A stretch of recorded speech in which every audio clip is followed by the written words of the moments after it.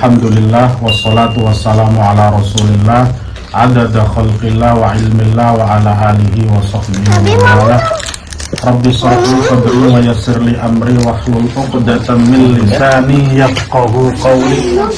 Allahumma anfa'na bima 'allamtana wa 'allimna ma yanfa'una wa zidna ilman yanfa'una. Allahumma ja'alna minal ladzina yastami'una al-qawla fayattabi'una ahsana. Ya Fattah ya Fattah ya Fattah wa ya khairal fatihin iftah lana iftah qulubana futuhal arifin. Allahumma faqihna fiddin wa 'allimna ta'wil. Wa sallallahu ala sayyidina Muhammadin walhamdulillahi rabbil alamin. Amin ya rabbal alamin. Dalam kesempatan bapak-bapak, ibu-ibu, teman-teman semuanya, dalam kesempatan yang bahagia ini, insya Allah kita akan melanjutkan materi kita yang berkenaan dengan fadlu ahli baiti Rasulillah wa mahabbatihim wa ikramihim. Jadi judulnya adalah yang berkenaan dengan keutamaan ahlu bait. Ahlu bait itu adalah keluarga atau kerabat-kerabat Rasulullah Shallallahu Alaihi Wasallam. Nah, setelah kita tahu keutamaan ahlu bait, kemudian kedudukan ahlu bait atau keluarga dan kerabat-kerabat Rasulullah, maka kita diwajibkan untuk mencintainya dan memuliakannya. Makanya ini penting. Ada yang bertanya begini, sering kita mendengar ada pertanyaan begini. Di dalam Islam itu ukuran kemuliaan itu kan taqwallah. Ya, ukuran ketakwaan, ukuran kemuliaan di sisi Allah itu kan taqwallah atau bertakwa kepada Allah. Lalu kenapa kita itu masih ngurus atau masih mengurusi hal-hal yang berkenaan dengan nasab gitu? Ada pertanyaan begitu. Jadi ya ayyuhan nas inna khalaqnakum min dzakarin wa untha wa ja'alnakum syu'uban wa qabaila lita'arafu inna akramakum indallahi atqakum. Jadi wahai manusia sekalian, aku jadikan kalian itu bersuku-suku, berbangsa-bangsa, dan ketahuilah, dan aku jadikan seperti itu agar kalian saling mengenal, saling akur, saling mencintai satu sama lain. Tetapi perlu kalian ingat semuanya bahwa orang-orang yang paling mulia di antara kalian itu adalah orang yang paling bertakwa kepada Allah Subhanahu wa taala.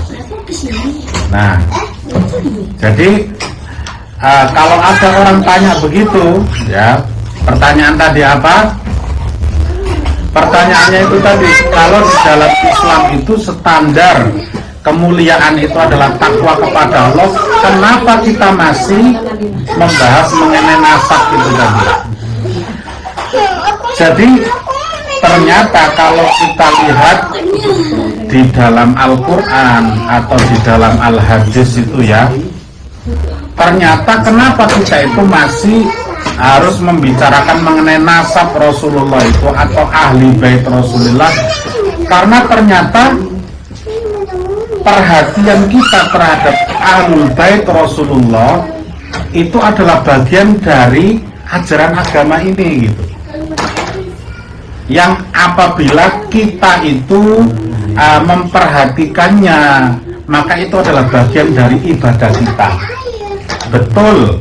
Betul ya, apa namanya, kalau standar seseorang itu memang di sisi Allah adalah ketakwaannya, itu betul, kita nggak menyalahkan itu. Tetapi di sisi lain, mencintai, mengenal dan mencintai ahlul bait atau keluarga dan kerabat Rasulullah itu juga perintah agama yang pahalanya luar biasa, itu pahalanya luar biasa. Makanya kita jangan ragu-ragu bahwa kalau ada pertanyaan begitu, pertanyaan itu nggak salah, tapi masing-masing ada tempatnya masing-masing. Nanti kita akan lihat misalkan bagaimana agama itu menyuruh kita baik di dalam Al-Quran atau di dalam Al-Hadis untuk mengenal dan mencintai keluarga dan kerabat-kerabat Rasulullah Shallallahu Alaihi Wasallam. Dan bahkan banyak sekali ulama itu membahas mengenai keutamaan ahlul bait Rasulullah Shallallahu Alaihi Wasallam tadi. Salah satu misalkan saya mengutip di sini karena saking banyaknya, saya mengutip ada makalah atau syair yang sangat bagus yang dibuat oleh Imam Zamakhsyari namanya. Bunyinya itu begini: Kafura asyakku wal ikhtilafu. Di dalam diri manusia itu banyak sekali keraguan, banyak sekali pertikaian atau perbedaan pendapat gitu. Wa kullun, dan semuanya yadda'i annahus sirat as-sawi, mereka semua mengaku benar gitu. Nah, itu real itu di dalam kehidupan kita itu. Ada yang ragu ini, ada yang pertikaian masalah ini, dan setiap kelompok wa kullu hizbin bima ladaihim farihun, setiap kelompok merasa benar masing-masing. Itu kata Imam Zamakhsyari. Lanjutannya, fatamassaktu bila ilaha illallah. Ketika aku itu pusing memperhatikan pertikaian yang seperti itu, fatamassaktu bila ilaha illallah, maka yang penting yang aku pegang, imanku tidak lepas. Aku tetap menjaga bahwa tiada Tuhan selain Allah. Karena siapa yang meninggal dunia kemudian dia yakin bahwa tidak ada Tuhan selain Allah, maka dakhalal jannah, orang itu pasti akan masuk surga. Kemudian selain fatamassaktu bila ilaha illallah, kata Imam Fakhrur Razi tadi, selain aku pegang la ilaha illallah tadi, wa hubbi Muhammad wa Ali, kemudian selain itu aku cinta kepada Nabi Muhammad dan cinta kepada Ali dan keluarganya. Ali, Sayyidina Ali maksudnya. Apa lanjutannya? Ini yang terakhir bagusnya luar biasa. Faza kalbun bihubbi ashabil kahfi. Jadi seekor anjing itu dia beruntung, dia bisa masuk surga karena dia mencintai ashabul kahfi. Ini kisah anjingnya ashabul kahfi. Fa kaifa asqa bihubbi alim nabi. Bagaimana mungkin ketika aku cinta kepada ahli bait Rasulullah, kerabat Rasulullah, maka bagaimana mungkin aku itu akan celaka? Artinya tidak mungkin aku celaka. Kalau dalam bahasa gampangnya itu begini, kalau anjing saja dengan mencintai ashabul kahfi dia selamat dan bisa masuk surga, lebih-lebih lagi orang yang cinta kepada Nabi Muhammad dan cinta kepada keluarganya, maka orang itu insya Allah dia tidak akan pernah celaka di dunia dan di akhiratnya. Tuh, itu gambaran betapa pentingnya kita itu mengenal Ahlul Bait. Kenapa kita harus mencintai Ahlul Bait dan kerabat-kerabat Rasulullah Shallallahu Alaihi Wasallam. Jadi, nah di depan tadi bahwa standar kemuliaan seseorang dengan takwa kepada Allah itu juga benar, dan ini juga benar. Jadi jangan dicampur adukkan di situ. Nah, jangan dipertentangkan, masing-masing ada tempatnya masing-masing. Nah, nanti kita lihat contoh misalkan, apakah Al-Quran itu menyuruh kita untuk mencintai Ahlul Bait? Oh iya, coba kita lihat di dalam Al-Quran bahwa ini semua yang seperti itu bersumber, bukan nggak bersumber. Contoh misalkan ayat yang berkenaan dengan Ahlul Bait atau keluarga Rasulullah itu, di saat Al-Quran berbicara mengenai Rasulullah mengajarkan istrinya harus tinggal di rumah, jangan keluar ketika tidak perlu, kemudian harus pakai pakaian yang islami, jangan seperti orang-orang jahiliyah yang telanjang gitu-gitu.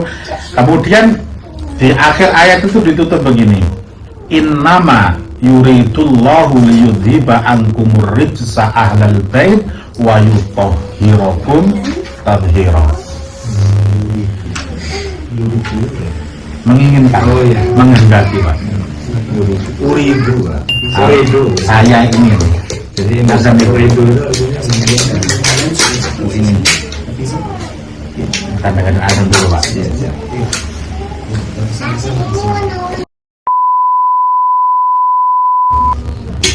Tadi sampai mana ya?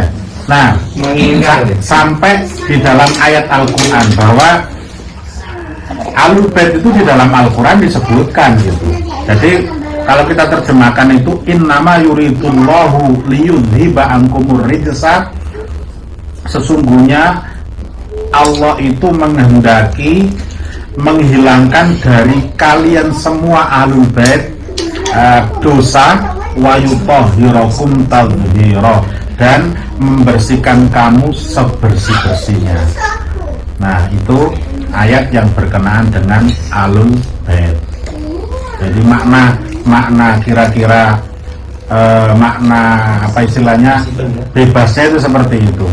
Kemudian lagi ketika Rasulullah Shallallahu Alaihi Wasallam itu berdakwah, ya, berdakwah siang malam, resah memikirkan bagaimana umatnya itu agar bisa masuk surga dan mendapatkan ridho Allah Subhanahu Wa Taala, itu Allah memerintahkan begini. Perintahnya apa? Qul la as'alukum alaihi ajran illal mawaddata fil qurba. Loh, ini perintah. Katakan wahai Muhammad, katakannya. Ini perintah Allah kepada Nabi Muhammad untuk disampaikan kepada umatnya. Qul la as'alukum alaihi ajran. Jadi katakan bahwa semua jeripayaku yang aku lakukan untuk umat-umatku itu aku tidak berharap upah dari kalian, katanya. Aku tidak berharap imbalan dari kalian, kecuali, nah kecuali apa yang diharapkan Nabi Muhammad itu illal mawaddata fil qurba, kecuali aku pesan kalau bisa muliakan istilahnya keluarga-keluargaku. Oh, ini kan perintah illal mawaddata fil qurba, kecuali memuliakan keluarga-keluargaku. Al-Quran, Pak. Jadi katakan wahai Muhammad, aku tidak menginginkan imbalan apapun dari apa yang aku lakukan, kecuali aku ingin kalian memuliakan keluarga-keluargaku. Perintah Al-Quran, ya. Berarti ini adalah perintah agar kita memuliakan, mengagungkan keluarga-keluarga Rasulullah SAW. Nah, itu dari Al-Quran. Sekarang kita lihat di dalam hadis. Di dalam hadis itu banyak sekali yang mengatakan dan menganjurkan agar kita itu berpegang teguh kepada Ahlul Bait. Contoh misalkan sejak kecil itu saya mendengar itu kalau di dalam ceramah itu gini, ini taraktu fikum saqalain, ketahuilah bahwa aku meninggalkan kalian ada dua urusan yang sangat besar. Apa itu? Kita barang siapa yang berpegang dengan dua urusan ini, maka dia tidak akan pernah tersesat. Lan tabillu ba'dahuma abadan, maka tidak akan pernah tersesat lagi. Apa itu? Pertama, kitab Allah. Jadi Al-Quran maksudnya. Jadi kalau kalian, kita semua itu berpegang teguh memahami Al-Quran, kemudian kita pegang ajarannya, maka niscaya insya Allah nggak akan tersesat kita. Yang kedua, wa ahlu baiti. Itu ada garis lagi, Pak. Jadi alaikum bisunnati wa sunnati khulafair rasyidin. Ada lagi. Yang ini kitab Allah wa ahli baiti au itrati. Jadi keturunan-keturunanku. Nah, kenapa kok keturunan-keturunanku? Nah, karena keturunan Rasulullah itu nanti yang akan membawa ajaran-ajaran Rasulullah gitu. Di situ. Nah, di situ diartikan biologis ya, tadi. Apa, Pak? Ahlul Bait di situ keturunanku itu diartikan biologis gitu. Nah, kalau dalam versi, kalau dalam penerjemahan kata perkata bahasa Arabnya? Ahlu baiti. Ya itu maknanya banyak Pak. Tapi makna khusus itu adalah keturunan biologis, yaitu keluarganya. Maka nanti kita bahas siapa si Ahlul Bait itu, sehingga kita tidak salah gitu. Nah, itu hadis diantara yang sejak kecil saya dengar gitu. Jadi mengenai masalah kitabullah dan itrati atau ahli baiti atau keluarga-keluarga. Kemudian ada sebuah hadis yang sangat panjang berkenaan dengan Ahlul Bait. Itu kisahnya begini, saya ringkas, saya ceritakan dengan versi bahasa Indonesia saja. Jadi hadis ini diriwayatkan dari Yazid ibn Hayyan.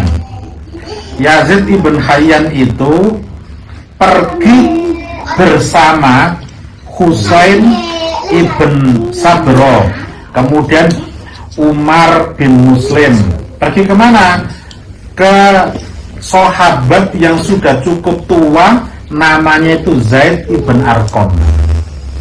Jadi berapa orang tadi? 1, 2, 3. 3 orang ini pergi ke seorang sahabat namanya Zaid ibn Arqam.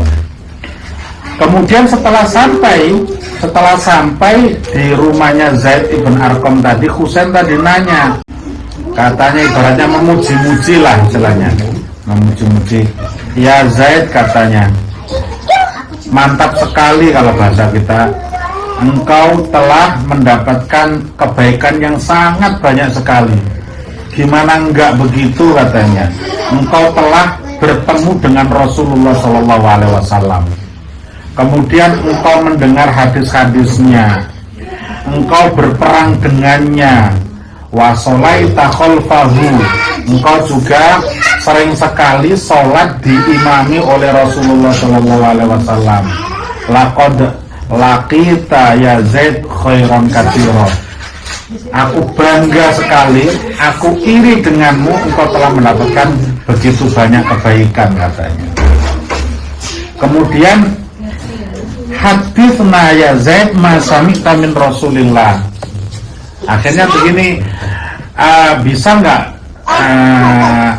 jenengan sharing gitu apa yang telah engkau dengar dari Rasulullah. Kalau dalam bahasa kita itu bisa nggak di sharing sehingga kita juga dapat apa yang engkau dapat dari Rasulullah begitu.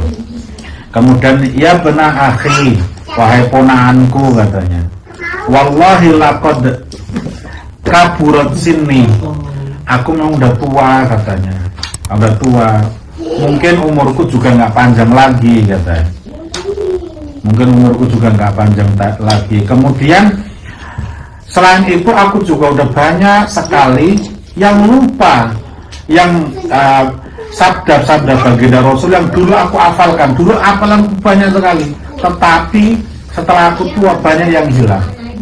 Ini manusiawi, katanya Pak. Jadi ada benarnya, katanya, ketika seseorang menua itu kemampuan hafalannya juga berkurang gitu. Kemampuan hafalannya juga berkurang gitu. Makanya kalau bisa belajar yang bagus itu adalah di umur-umur emas, yaitu antara setelah lahir sampai 30-an gitu. Harus kita push benar gitu, sehingga nanti di atas umur 30 itu kita tinggal memanen gitu. Tapi sayangnya kebanyakan dari kita itu setelah umur 30 baru mulai belajar gitu. Padahal umur emas itu harusnya sebelum 30, Mas. Jadi itu harus kita serius betul, sehingga nanti setelah kita sampai pada umur 30 apalagi sampai 40 itu kita jadi orang matang gitu. Jadi kita lihat misalkan ulama-ulama zaman dahulu itu ketika umur 20, 30 itu mereka udah jadi mufti orang-orang dahulu. Dan sekarang ini kan 30 baru mulai. Mufti itu kalau sekarang Indonesia tua-tua. Nah iya Pak, itu sayangnya. Akhirnya karena, aduh kena, takut Mas Baim, tajam itu. Ambil takutnya kena. Nah itu pada umumnya aku juga udah tua, katanya. Jadi aku banyak lupa apa yang aku dengar dari Rasulullah SAW. Kemudian untuk itu, apa yang aku bisa ceritakan kepada kalian, maka terimalah baik-baik. Tetapi apa yang aku tidak bisa menceritakan atau lupa, ya jangan dipaksa dong. Kan itu bahasanya kalau kita. Kemudian Zaid ibn Arqam tadi cerita, suatu hari Rasulullah SAW itu berceramah di depan kita. Tempatnya ceramah itu ada namanya Yud'a Khumman atau Ghadir Khum. Itu adalah sebuah lembah perairan antara Mekah dan Madinah. Jadi di antara Mekah dan Madinah itu ada lembah namanya Ghadir Khum namanya. Nah, khutbahnya itu ya biasa. Jadi khutbah yang dimulai dengan alhamdulillah, kemudian memuji Allah, kemudian memberikan mauidhah dan peringatan, kemudian ditutup dengan amma ba'du. Itu adalah ajaran Rasulullah. Rasulullah kalau ceramah juga begitu. Rasulullah juga, alhamdulillah wassalatu wassalamu ala Rasulillah wa ala alihi wa sahbihi wa man wala amma ba'du. Nah, itu Rasulullah mencontohkan begitu, kata Zaid ibn Arqam ini. Jadi ini yang paling diingat Zaid ibn Arqam. Apa itu? Yaitu sabda baginda Rasulullah begini, ala ayyuhan nas, wahai manusia sekalian, katanya, fa innama ana basyarun, ketahuilah bahwa aku ini manusia biasa, yusiku an ya'tiya rasulu rabbi fa'ujib. Dan mungkin sebentar lagi juga akan datang utusan Rasulullah, malaikat pencabut nyawa.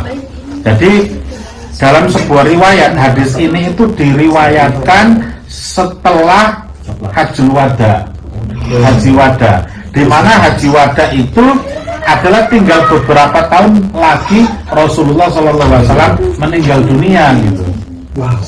Jadi itu, wahai manusia, ketahuilah bahwa aku ini manusia biasa dan mungkin dalam waktu dekat utusan Rasulullah, malaikat pencabut nyawa akan datang kepadaku dan aku akan menghadap Allah Subhanahu wa ta'ala. Wa ana tarikun fikum saqalain, dan aku akan meninggalkan kalian dua perkara yang sangat berat sekali. Apa itu? Awaluhuma kitabullah. Pertama adalah Al-Quran atau kitab Allah Subhanahu wa ta'ala. Fihi hudan. Nah ini penjelasan Rasulullah, penegasan dari Rasulullah bahwa di dalam Al-Quran itu begitu banyak petunjuk, di mana setiap orang itu kalau dia tahu petunjuknya, maka dia tidak akan pernah tersesat dalam kehidupannya. Ibaratnya kalau kita mau pergi ke tempat mana, tahu petunjuknya, tahu petanya, insya Allah gak akan tersesat. Ketika kita mau melakukan sesuatu, kita tahu petunjuknya, semua pasti akan benar. Nah begitu juga kondisi orang-orang yang memahami Al-Quran dengan baik dan benar, kemudian dia melaksanakan, maka niscaya orang itu pasti akan berprestasi dalam hidupnya. Makanya ada yang bilang begini, sayang sekali kalau Anda itu beragama, tapi dengan beragama tidak membuat Anda berprestasi di dunia. Nah itu keren sekali, Mbak, bahasa gitu. Enggak tahu saya dengar dari mana ini. Jadi saya ulangi lagi, sayang sekali kalian itu beragama, tapi dengan beragama tidak membuat kalian berprestasi di dunia ataupun di akhirat. Itu keren sekali. Mana pun ya? Iya, ya enggak, maksudnya khususnya ini mas. Jangan. Terjemahnya kan agak lama. Mana pun kan. Kita ini ngomong Al-Quran ya. Kemudian selain petunjuk bahwa di dalam Al-Quran itu fihi al-huda wan nur, kemudian ada cahaya. Coba bayangkan ini ibaratnya ketika gelap gulita, kita nggak ada cahaya, itu kan beda. Berbeda dengan orang yang selalu terang pandangannya. Orang yang punya cahaya Al-Quran itu dia mampu melihat apa yang orang lain nggak lihat. Contoh misalkan, menurut orang lain ini boleh, tapi bagi orang yang tahu cahaya Al-Quran ini nggak boleh. Akibatnya begini. Makanya orang yang di dalam dirinya ada pemahaman Al-Quran, di dalam dirinya itu ada isi Al-Quran, pasti berbeda dengan orang yang tidak ada Al-Qurannya, pasti. Ibaratnya begini kok, rumah saja katanya yang dibacakan Al-Quran maka dia akan memancarkan cahaya dari bumi ini sampai ke langit. Makanya makhluk-makhluk jahat dia tidak akan pernah betah di rumah yang sering dibacakan Al-Quran. Apalagi dalam diri kita ini ya, diri kita ini kan kecil ibaratnya gitu. Dan ketika kita penuhi dengan Al-Quran gitu, cahayanya luar biasa. Cuman kita nggak mampu lihat aja gitu. Itu namanya apa itu? Basyirah. Jadi penglihatan yang tajam. Ya bisa jadi Pak. Misalnya kalau kiai-kiai yang bisa berceramah ribuan gitu, ya kekuatan basirannya, kekuatan rohaninya itu kelihatan kan? Pasti berbeda itu, pasti berbeda. Kadang begini kok Pak, ada orang yang ahli retorika yang berbicaranya bagus sekali, menguasai materinya luar biasa, tapi tidak ada dampak sama sekali pada audiennya gitu. Tapi ada coba ketika kita lihat para kiai-kiai itu yang mukhlis, yang ikhlas kepada Allah, kalau bicara mohon maaf sambil ngantuk-ngantuk tapi kira luar biasa itu yang nempel di dalam hati santri-santrinya gitu. Karena berbeda, pasti berbeda. Nah, itu yang pertama. Apa kata Rasulullah? Setelah kalian bahwa tahu di dalam Al-Quran itu ada petunjuk, ada cahaya, fakhudhu bi kitabillah. Kalau bisa ambillah, pelajarilah, peganglah Al-Quran itu. Wa tamassaku bihi, dan berpegang sekencang-kencangnya gitu. Jadi di sini Rasulullah memotivasi kita, menganjurkan kita agar kita itu berpegang teguh mempelajari dan mengamalkan Al-Quran. Niscaya insya Allah kalian pasti akan beruntung di dunia dan di akhiratnya. Nah, selanjutnya wa ahlu baiti udzakirukumullahu fi ahli baiti. Jadi yang kedua yang aku tinggalkan kepada kalian itu adalah ahlu baiti, kerabatku atau keluargaku katanya. Nah, Rasulullah itu sampai ngulangi seperti itu tuh 3 kali. Rasulullah ngulangi seperti itu sampai 3 kali.